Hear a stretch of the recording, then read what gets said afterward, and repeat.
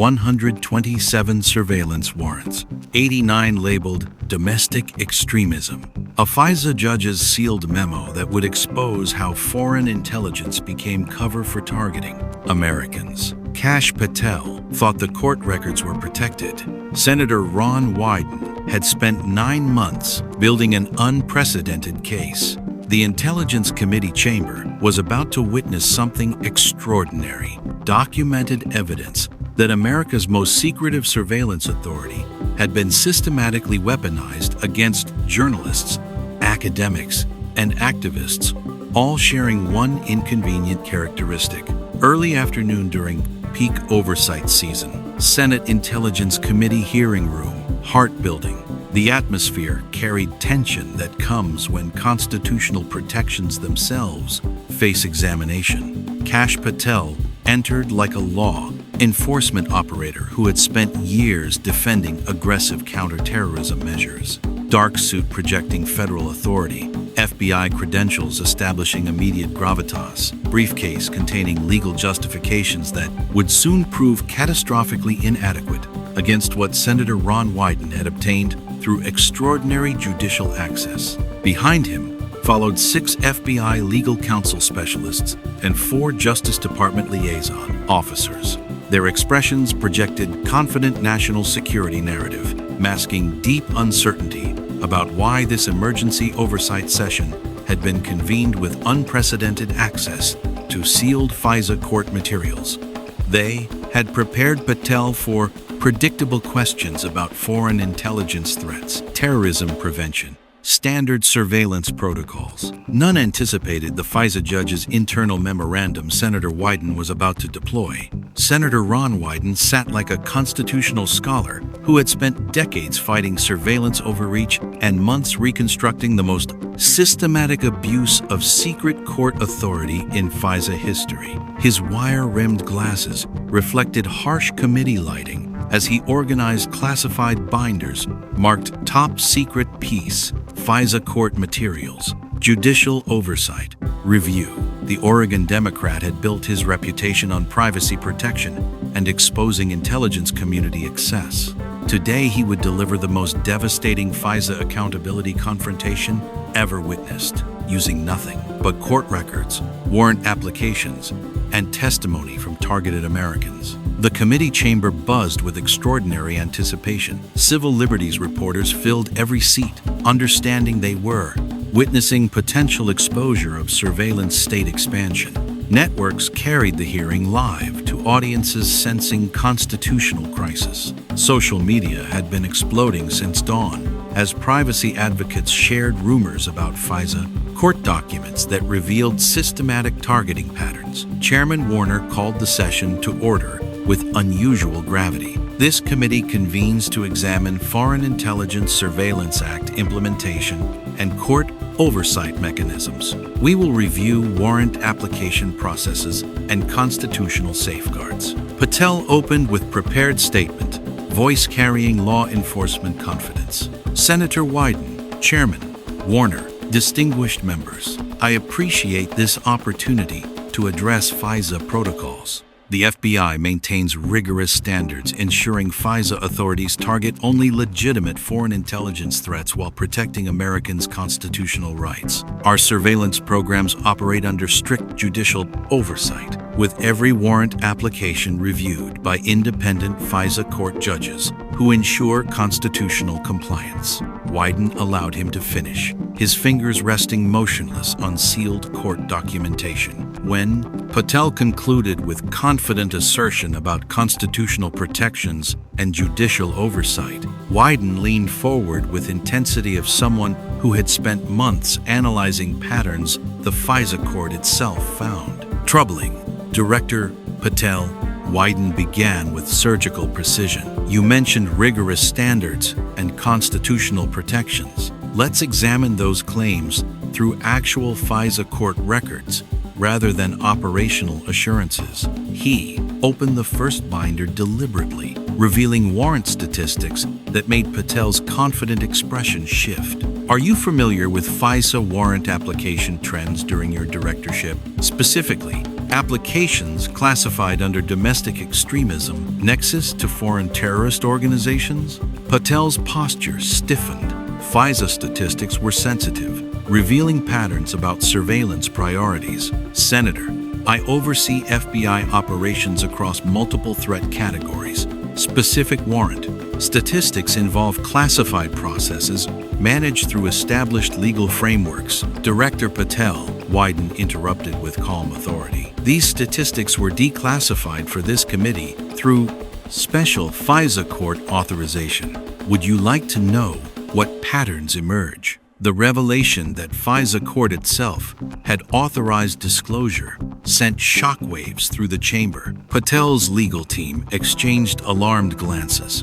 During the previous 5-year period, FBI submitted an average of 43 FISA warrant applications annually related to domestic subjects with alleged foreign intelligence connections. Wyden continued methodically. During your directorship's first 18 months, that number reached 127 applications, nearly triple the historical average. The statistics, 127 applications, triple normal rates, triggered visible reactions throughout the chamber.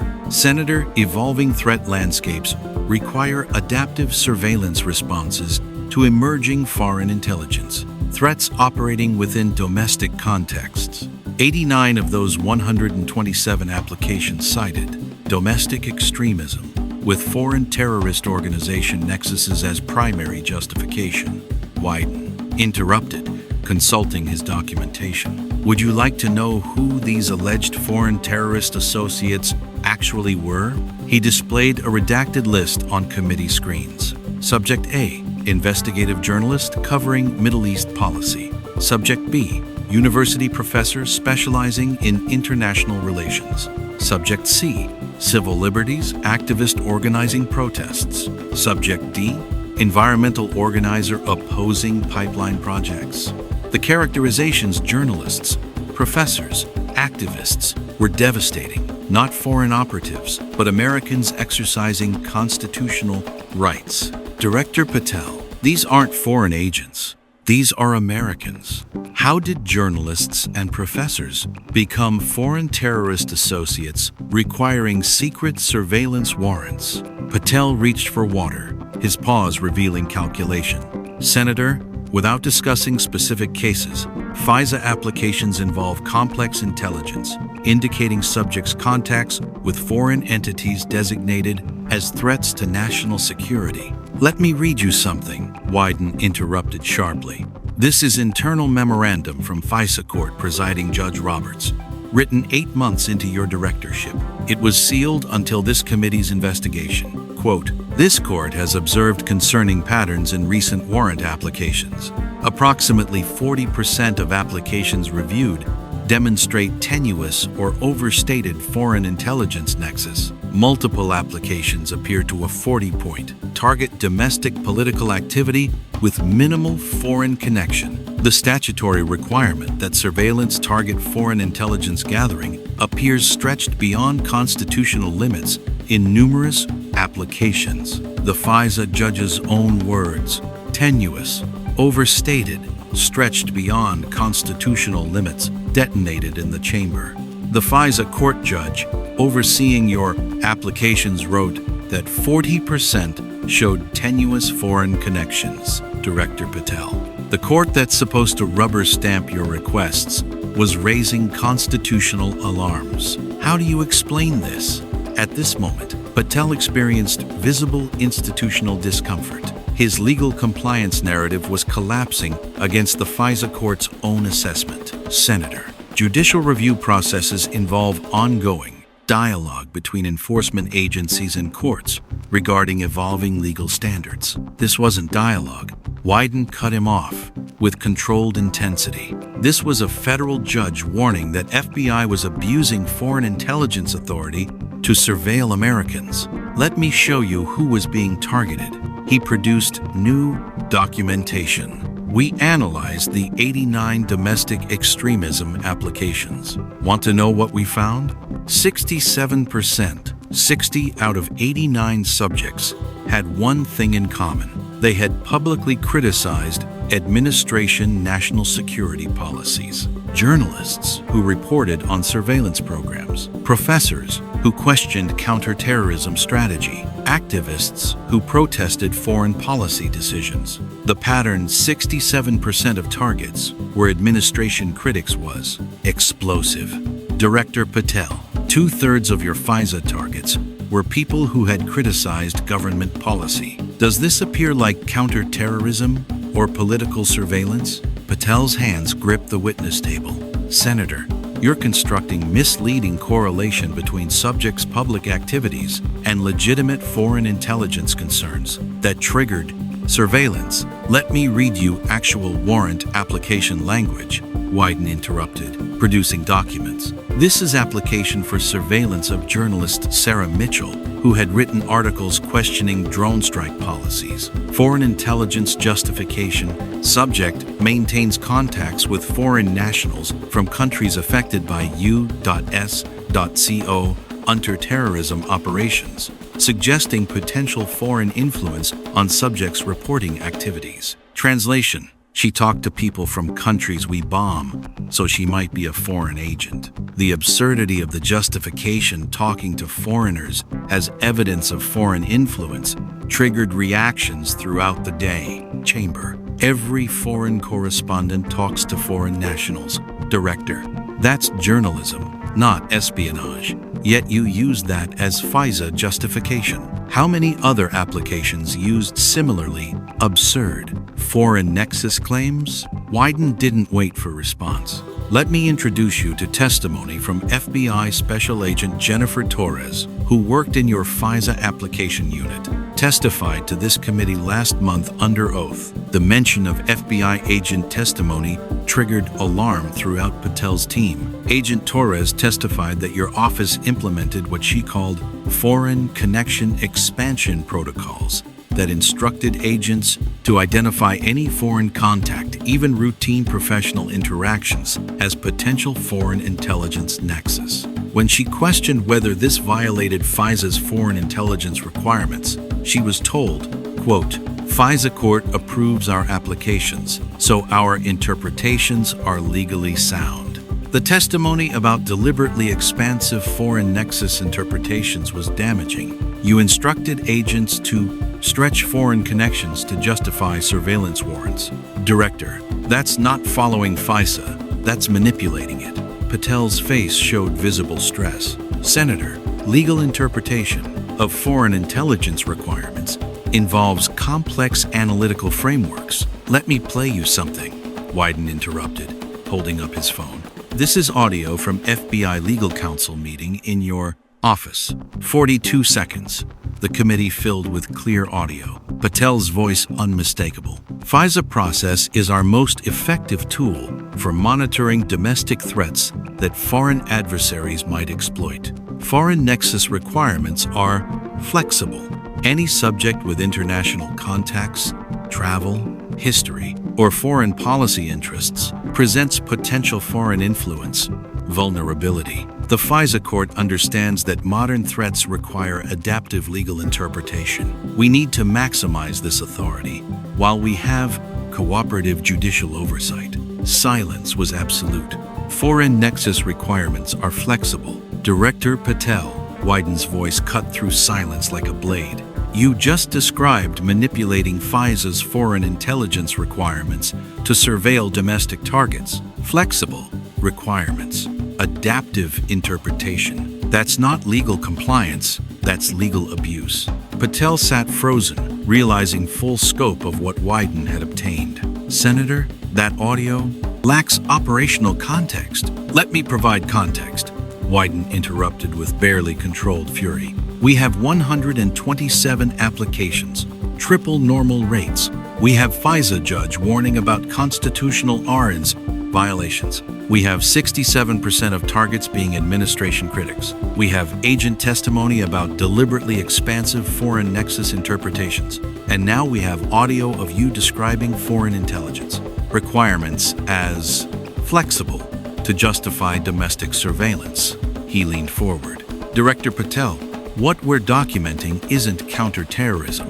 its systematic use of foreign intelligence, authority to monitor Americans exercising constitutional rights, journalists reporting, professors teaching, activists organizing with fabricated foreign connections as legal cover. The summary was devastating. Not allegations, but documented patterns connecting excessive applications, weak foreign nexus, targeted critics, and explicit manipulation philosophy. This committee has documentation showing systematic FISA abuse, Wyden stated with authority. We have FISA court's own concerns, your audio describing flexible requirements, agent testimony about instruction to expand foreign nexus, applications, targeting administration critics with absurd foreign intelligence justifications. He gathered documents methodically. What we don't have is explanation from you about how this represents anything other than weaponizing foreign intelligence authority against domestic political targets. Why triple the applications? Why target critics? Why stretch foreign connections? Why describe legal requirements as flexible? Questions hung unanswerable. Any response would confirm abuse or contradict evidence. Wyden delivered final blow. Director Patel, this committee is referring this matter to FISA court for review of all warrants approved during your tenure. We are demanding Justice Department Inspector General investigation of potential FISA abuse and false statements to the court, and we are requesting immediate termination of all active surveillance authorized under the applications we've identified as constitutionally deficient. The referrals were nuclear FISA court review, IG investigation, and warrant termination would expose the entire surveillance apparatus. The chamber erupted. Civil liberties organizations immediately called for reforms. Networks broke into programming. Social media exploded with flexible requirements audio. Within minutes, FISA abuse was trending globally as constitutional scholars expressed alarm. Patel gathered materials with trembling hands.